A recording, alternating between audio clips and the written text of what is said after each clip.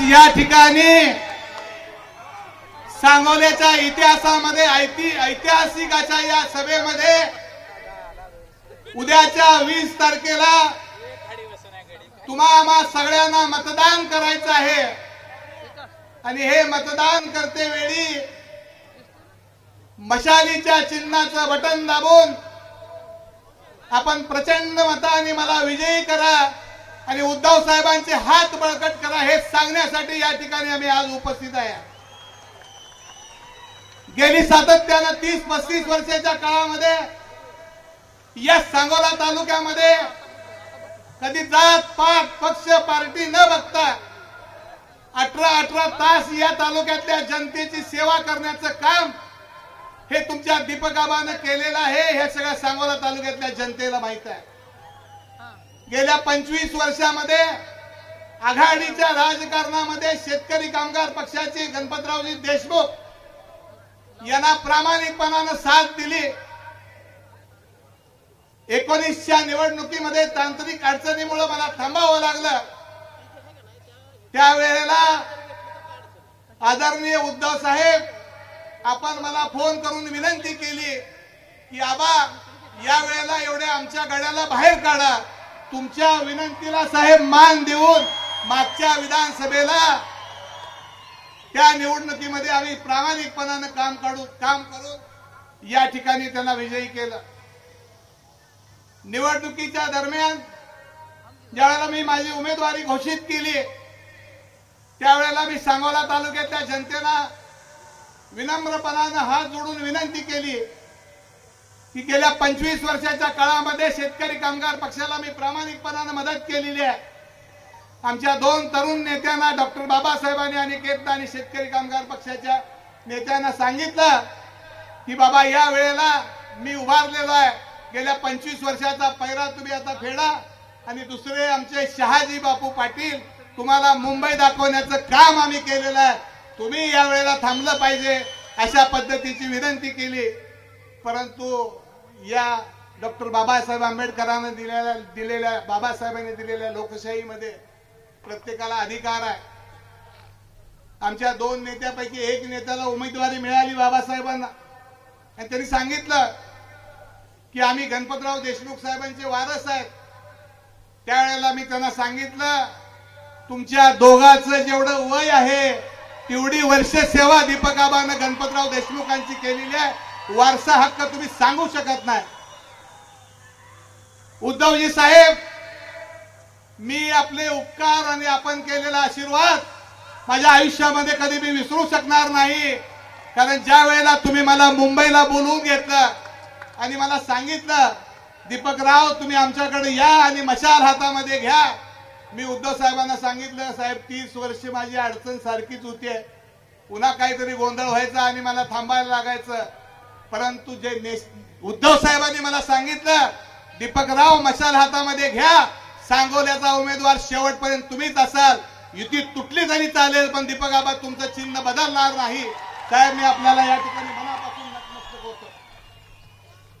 गेल्या 30-35 वर्षाच्या काळामध्ये साहेब आज महाराष्ट्रातलं वातावरण आपण बघितलं, प्रत्येक सभा ही आपली ऐतिहासिक होत आहे। आता उद्याच्या निवडणुकीमध्ये महाविकास आघाडीचं सरकार येऊन कालच पवार साहेबांनी सांगितलेलं आहे ज्याचे जास्त आमदार तो मुख्यमंत्री। त्यामुळे उद्धवजी साहेब निश्चितपणाने मला खात्री आहे उद्या महाराष्ट्राचे मुख्यमंत्री म्हणून आपणच त्या ठिकाणी आपल्या या निवडणुकीच्या निमित्ताने जाणार। साहेब मी या सांगोला तालुक्याच्या जनतेच्या वतीने फक्त आपल्याला काही मागण्या या ठिकाणी भविष्य काळातल्या मागणार आहे। गेली अनेक वर्षापासून या सांगोला तालुक्यामध्ये अनेक जणांनी राजकारण केलं, त्या पद्धतीने त्या ठिकाणी विकासाची कामं करायचा प्रयत्न केला। पण साहेब मला बोलताना या ठिकाणी फिरताना मनापासूनची खंत वाटते की इथं आमची बसलेली तरुण पोरं आहेत, 35 वर्ष झालं 40 वर्ष झालं आमच्या या तरण्या बांड खोंडांना कोण पोरगी दिना झालंय का, तर हिला नोकरी नाही आणि उद्योग नाही। म्हणून मी साहेब आपल्याला विनंती करणार आहे उद्याच्या विधानसभेनंतर मुंबईला आल्यानंतर मी पहिली मागणी करणार आहे या सांगोला तालुक्यामध्ये 4 ठिकाणी घेरडी, जवळा, कोळा संगेवाडी, धायटी आणि महूत परिसरामध्ये 4 MIDC आणि माझ्या भाळवणी गटामध्ये 5 MIDC, 50,000 कोटी रुपयाच्या एवढ्या MIDC तुम्ही माझ्या सांगोला तालुक्याला दिल्यानंतर साहेब दरवर्षी आमच्या तरुणाच्या सामुदायिक विवाहाला तुम्हाला निश्चितपणाने बोलवेल। एकदा उद्योग उभा राहिला की त्या ठिकाणी निश्चितपणाने आमच्या तरुणांना नोकऱ्या मिळतील, धंदा मिळेल आणि आमच्या तरुणाची नोकरी लग्न करायला पुरी सुद्धा भरपूर येते। या ठिकाणी साहेब दुसरं आमचं दुर्दैव आहे, टेंबू, म्हैसाळ, निरा उजवा कालवा या सगळ्या योजनेमध्ये उद्धवजी साहेब आम्ही टेलला आहोत, आम्ही शेवटी आहोत आणि दर पाण्याच्या वेळेला माझ्या सांगोलेकरांना या ठिकाणी भीक मागावी लागते। आपण सत्तेवर आल्यानंतर या सांगोल्याचं पाणी जेव्हा पाणी सुटेल त्यावेळेला पहिलं पाणी माझ्या सांगोल्याला आलं पाहिजे आणि नंतर पाठीमागे भिजलं पाहिजे। हा कायदा आपण त्या निमित्तानं करावा आणि माझ्या सांगोलेकराला न्याय द्यायची भूमिका घ्यावी। हे सगळं करत असताना अर्ज ज्या वेळेला भरायचा होता त्यावेळेला अनेक मंडळींनी सांगितलं 30 वर्षाच्या काळामध्ये दीपक आबांनी काय केलं। अरे 30 वर्षाच्या काळामध्ये दीपक आबांनी काय केलंय? तुमची दुर्बीण आणा, तुमची बगल बच्चे बसले असतील। दीपक आबांनी 30 वर्षाच्या काळामध्ये एवढं सगळं मिळवलेलं आहे, हे येऊन तुम्ही या ठिकाणी मोजा। ही कमाई माझी 30 वर्षाची आहे। सांगोला तालुक्यामध्ये साहेब डाळिंबाचा आणि बोराचा माझा सांगोला तालुका, या ठिकाणी माझा शेतकरी डाळिंबाच्या रोगाने उद्ध्वस्त झालेला आहे। डाळिंबाचं संशोधन केंद्र आणि त्याच्या वेळचा प्रक्रिया करायचा उद्योग या ठिकाणी नाशिकचे आमदार, मंत्री, पूर्व समिती शिवसेनेचे भुसे साहेबांनी सांगोल्याला आमच्या ते डाळिंबाचं केंद्र झालं होतं, ते नाशिकला नेलं। मी आपल्याला विनंती करेन की आमच्या या फळ प्रक्रियेचा उद्योग पुन्हा माझ्या सांगोला तालुक्याला या ठिकाणी आला पाहिजे, ही विनंती या ठिकाणी मी आपल्याला करणार आहे। साहेब आमचं डाळिंब आणि शेती उद्ध्वस्त झाल्यानंतर माझा शेतकरी बळीराजा दुधाच्या धंद्याकडे या तालुक्यामध्ये वळलेला आहे आणि साहेब आपण असताना बऱ्यापैकी 32-35 रुपये दुधाचा दर होता। सरकार गेल्यानंतर साहेब आता दूध उत्पादकाची अवस्था अतिशय वाईट झालेली आहे। मी या निमित्तानं आपल्याला कळकळीची माझ्या बळीराजाच्या वतीनं विनंती करेन, उद्याचं सरकार सत्तेवर आल्यानंतर किमान 40 रुपयाचा हमी भाव माझ्या दुधाला मिळाला पाहिजे, ही विनंती माझ्या बळीराजाच्या वतीनं मी या ठिकाणी करेन। आणि दुधाच्या प्रक्रियेचा एक मोठा उद्योग माझ्या सांगोला तालुक्यामध्ये आपण दिला पाहिजे। साहेब सातत्यानं पूर्वीचा दुष्काळ असल्यामुळे माझ्या तालुक्यातली अनेक मंडळी पिढ्यानपिढ्या मुंबईला स्थायिक झालेली आहेत, त्या ठिकाणी पुण्याला स्थायिक झालेली आहेत, तरी त्या ठिकाणी एकत्र येण्यासाठी आणि आमच्या सांगोलेकरांचा त्या मुंबईमध्ये पुण्यामध्ये आवाज उठवण्यासाठी आपण या राज्याची सूत्र भविष्य काळामध्ये हातामध्ये घेतल्यानंतर या सांगोला आणि पुण्यामध्ये आम्ही सांगोलेकर अशा पद्धतीच्या 2 भव्य अशा वास्तू शासकीय खर्चानं आम्हाला त्या दोन्ही ठिकाणी त्या करून द्याव्यात, म्हणजे आमच्या मुंबईच्या आणि पुणेकरांच्या मंडळींना त्या ठिकाणी एकत्र येता येईल। या ठिकाणी आमच्या राज्यातले गलाई बांधव या मान पट्ट्यातले, दुष्काळी पट्ट्यातले भारत देशामध्ये संबंध आहेत, परंतु त्यांचा धंदा हा सुरक्षित आहे। धंदा असुरक्षित आहे। भविष्य काळामध्ये आपलं सरकार सत्तेवर आल्यानंतर या गलाईच्या धंद्याला सूक्ष्म आणि लघु उद्योगामध्ये त्याचा समावेश करण्याची विनंती मी या ठिकाणी करत आहे। आणखी या ठिकाणी साहेब माझ्या तालुक्यामधले हजारो तरुण त्या ठिकाणी बाहेर ड्रायव्हिंगच्या निमित्तानं अनेक ड्रायव्हर माझे भारतभरामध्ये आणि राज्यभरामध्ये आहेत, परंतु या ठिकाणी ड्रायव्हर लोकांना आरटीओ आणि अनेक मंडळीचा फार मोठा त्रास त्या ठिकाणी होतोय। भविष्य काळामध्ये या बाबतीमध्ये काही सुरक्षितता त्या ठिकाणी मला मिळाली पाहिजे की जेणेकरून माझ्या सांगोला तालुक्यातल्या ड्रायव्हरकडे कोणी तिरक्या नजरेनं बघायची हिंमत होऊ नये, अशा पद्धतीचा निकाल तुम्ही या वेळेला निमित्तानं मी घ्यायला पाहिजे। ही सगळी मी निमित्तानं देणार। माझा मानपट्ट्यामध्ये धनगर समाजाचा मोठा बांधव आहे।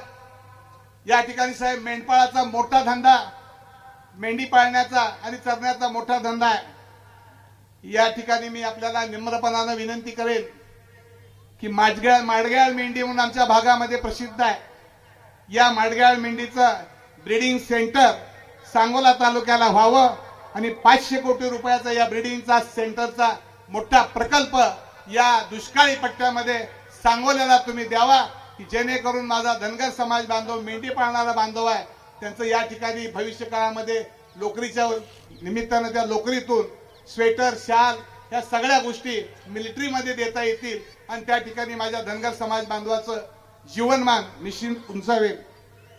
साहेब, माझी धाकटी बहीण जयमाला गायकवाड ही जिल्हा परिषदेच्या महिला बाल कल्याण समितीची सभापती म्हणून काम केलं, जिल्हा परिषदेचा अध्यक्ष म्हणून काम केलं.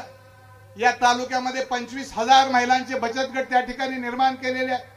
पण माझ्या महिला भगिनींना त्या ठिकाणी उद्योग व्यवसायासाठी एकत्र येण्यासाठी महिलांचं त्या ठिकाणी एक आपल्याला विनंती करेन की स्वर्गीय मीनाताई ठाकरे महिला उद्योग भवन माझ्या प्रत्येक सांगोला तालुक्यामध्ये आपण दिलं पाहिजे आणि हा ऐतिहासिक निर्णय तुम्ही भविष्य काळामध्ये घ्यावा, की जेणेकरून माझ्या सगळ्या माय भगिनी स्वकर्तृत्वानं उद्याच्या भविष्य काळामध्ये अगदी आनंदानं जगू शकतील.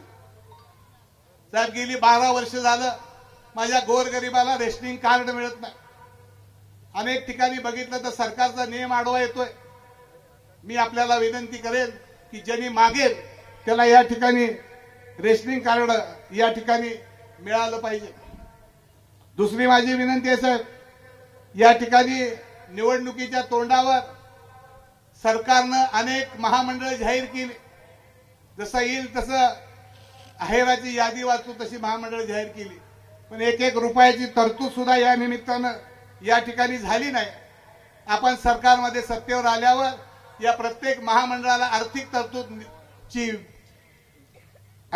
तरतूद या ठिकाणी करून प्रत्येक महामंडळाला किमान 500 कोटी रुपयाची तरतूद त्या ठिकाणी आपण करावी, ही माझ्या तालुक्याच्या आम जनतेच्या वतीनं मी या ठिकाणी विनंती करेन.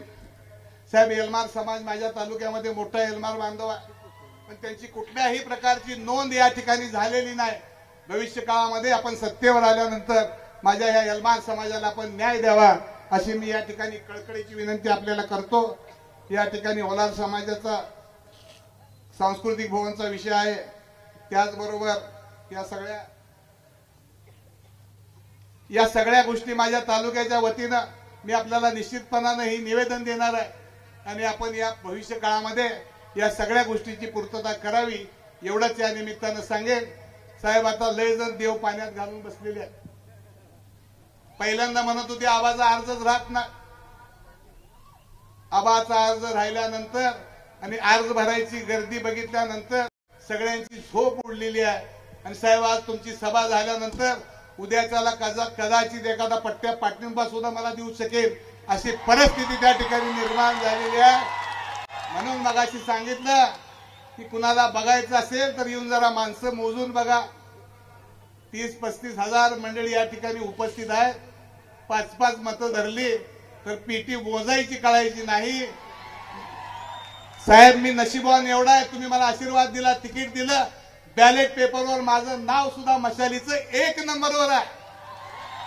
नाद करायला नाही, 1 नंबरचं बटन दाबायचं आणि आपले शिवसेनेचे हृदय सम्राट पक्षप्रमुख माननीय उद्धव साहेबांचे हात बळकट करण्यासाठी 20 तारखेला आपण प्रचंड मतानं मला विजयी करा ही विनंती करतो आणि या ठिकाणी थांबतो.